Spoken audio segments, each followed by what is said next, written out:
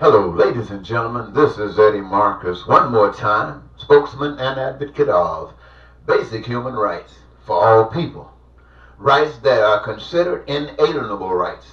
Rights that have been prepared for every individual on this earth even before you came here, to make sure that according to the Maker, the purpose is you to have heaven here on earth.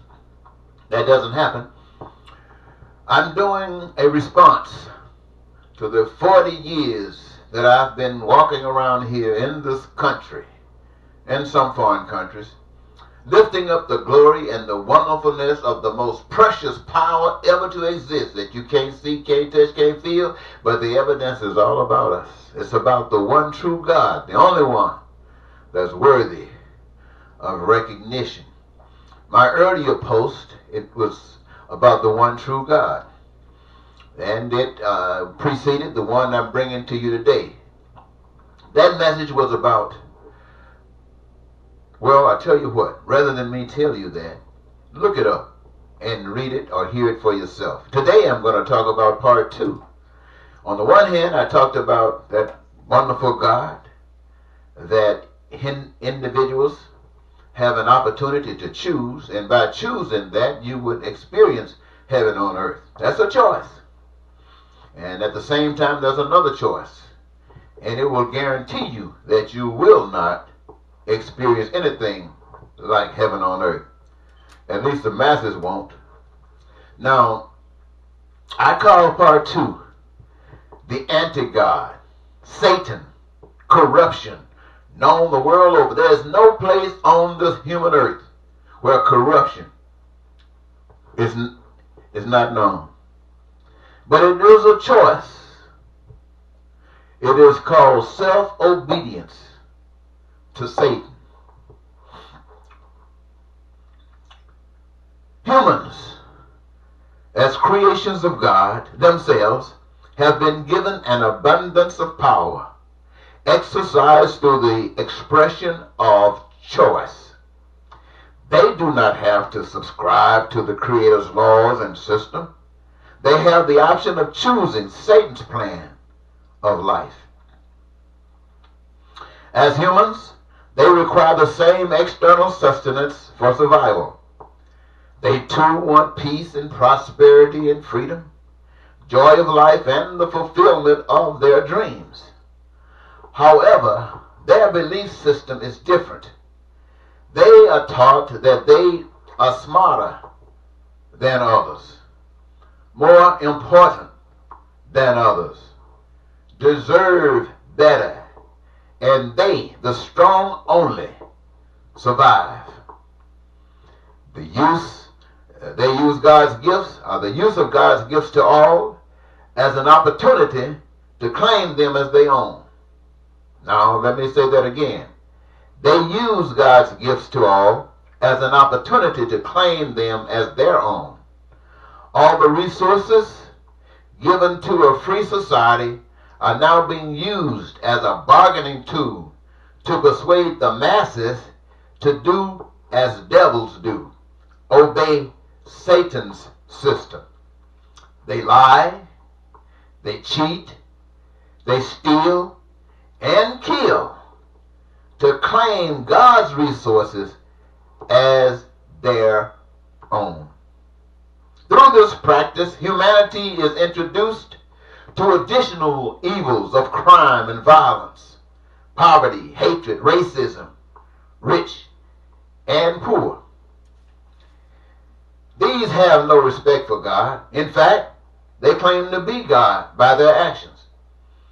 Because of their willingness to cause pain and suffering to those that resist such abuse, they get away with much. It is these that make war for profit. Every resource that God has given to humankind, if at all possible, they steal and claim as their own.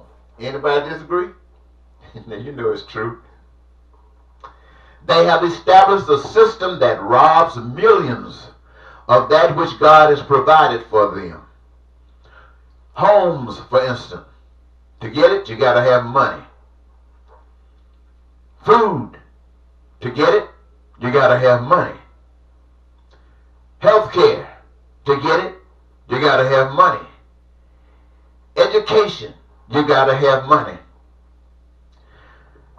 Today, they master every institution of civil discord. They are the U.S. President. They are the U.S. Congress, House and Senate. They are the Supreme Court. They are the police department. They are the military, the Army, the Navy, and the Air Force. They are the judges. They are lawyers. They are CEOs, billionaires, and millionaires. They are the mayors and aldermen. They are the governors and legislators. They are the churches and the preachers and the elders. The evidence against them are the poor. They are the law and the system. Current evidence of Satan's corruption in the United States. In making the case for Satan's plan for your life, the United States, a nation divided by politics, Republicans and Democrats, the haves and have-nots, hatred and racism, presidential election of 2016 brings it all to the forefront. A candidate started his campaign by starting a lie that the current president at that time, was not a natural-born citizen. Further, attacked the character of Mexicans as criminals and murderers, druggers, and something to fear. He advocated hatred against people of color. As president, he attempted to prevent people of color from entering the country, glorifying hate groups as he did in Charlottesville. He supported maltreatment of people of color by cops. His entire period of servicing, he spent attacking the opposite political party. As U.S. President, he professes himself above the law and in employing people that is loyal to him above the law of the land. His plan is to kick out those waiting for help and building walls to keep refugees out and those that are running from a bigger devil. The current U.S. president is obviously the most evil president in modern times. A nation must be at its lowest moral capacity to affirm such as its national representative and its voice. The expression is reflective of Satan's plan for your lives. In Satan's plan of life for humans, the use of money is preferred to keep people. They need money rather than support one another. This practice is designed to dehumanize the human family and the dependency on Satan's money. In South Africa, for example, the same tricks are used as they are in the USA. Apartheid allowed for the great national robbery. Whites living large, blacks living like pigs. When justice was demanded, then Satan used another tool called affirmative action. This tool allowed some blacks to enter the playing field and relegated some whites to the pigsty. Whites, wake up. Satan's care more for blacks than they do you. Satan affirms that God is not needed outside of you, outside of self. In fact, it is concluded that by having choice, it makes the individual God. This is how Satan takes control. Excuse me. However, this false god does not have the power to create our earth or the capabilities of the earth. Every ability that Seth has is a gift of the true one and only God. The gift to grow food, to build shelter, to recognize the educational process and ascertain the knowledge of healthcare. That's God, not Satan. The ability to exploit for Satan's purpose does have its purpose and is used at every opportunity. Going back and forth all over the earth, seeking to manipulate, exploit, and control. Peace for some, hell for others, freedom for some, bondage for others, prosperity for some, poverty for others. In fact, all Satan's powers are given it by those it deceives. The power of nation state, power to make laws and establish systems supported by those that benefits of such. What we see here, ladies and gentlemen, is that this wicked world, this wicked United States of America, is anti-God, because there are those who have accepted the deception. They've accepted the lie that they're special. Yes, my friend, they've done just that.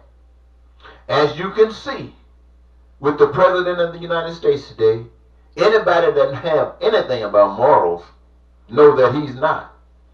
And yet, you know that churches all over America thinks he's wonderful. They support even when God says, love one another, and he doesn't. They say, we don't care. Ain't funny, but it's true. The thing about it is, what are we going to do about it? You know, when I was talking about Satan and all of those that he has control over, I talked about the Congress, the Senate, all of those who are in power of leadership or power of making decisions that affects others' lives. That doesn't mean that everybody that's a part of that system is crooked. That doesn't mean they don't care about others. But it's saying that if that institution responds in such a way that it symbolizes a lack of compassion, and if you don't stand up against it, you are supporting it. When you see a brother attacked and being beaten by cops, I mean kicked in the stomach, beaten with a fist, while others are standing around holding the citizen. The fact that they didn't do the punches, the fact that they didn't do the kicking, they didn't stop it, and it's going to happen again. So you say, well, you go home and tell your spouse, this is what happened on the job today. She asked you what you do about it. You said, I did nothing. Brothers and sisters, you did something. You supported it. You allowed every punch that went into any innocent person. You didn't have to be innocent. You had no business beating a grown man. But anytime it happened, you could stand there and talk about what you didn't like, but every punch was empowered by you. Yes, you did it. You did it. When you go into other countries and piss people off who say they're not going to take it anymore, and then you call them barbarians, call them savages because they're not going to take it, and you glorify yourself by taking it and sharing it with those that go along with you. Hey, baby, brothers and sisters, God sees you. Your day is here today. And it is thankful that there are people right today that's waking up and speaking truth to power. And I pray to God that we can stop this devil right in his tracks. Ladies and gentlemen, that's the continuation, a wrap-up, should I say, of part 2. The first part, again, I talked about the one and true God, your choice. And I talked about Satan, the other choice. You only got 2 choices, who you serve, God or the devil. I ask you this, is this heaven on earth? You say no. Well, I'm telling you, baby, you serving the devil. You say, oh no, I'm not. You're serving the devil. Let the truth be known. Yes, there are those amongst you who speak truth to power, but you aren't dead. You're going along like you waiting, thinking something miraculous going to happen. No, it's not going to happen unless it happens through you.